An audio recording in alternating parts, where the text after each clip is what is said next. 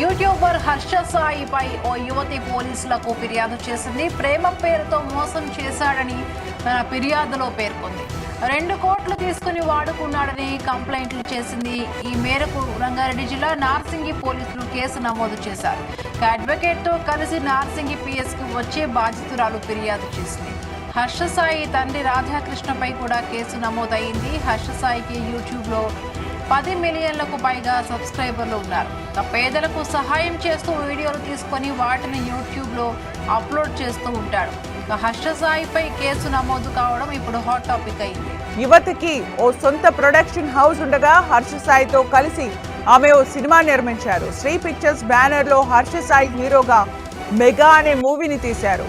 హర్ష సాయికి సోషల్ మీడియాలో విపరీతమైన ఫాలోయింగ్ ఉంది. తాను సంపాదించిన సొమ్ములో కొంత పేదలకు పంచిపెడుతూ పాపులారిటీ పొందిన హర్ష సాయిని కొద్ది రోజులుగా విమర్శలు చుట్టుముడుతున్నాయి. బెట్టింగ్ యాప్స్ ను అతను ప్రమోట్ చేస్తూ కోట్లు సంపాదించినట్లు సోషల్ మీడియాలో కొందరు ఆరోపించారు. ఇప్పుడు ఓ యువతి తనను పెళ్లి చేసుకుంటానని చెప్పి మోసం చేశాడంటూ ఓ యువతి పోలీస్ స్టేషన్ మెట్లెక్కింది. దీంతో హర్ష సాయి మరోసారి వార్తల్లో నిలిచాడు.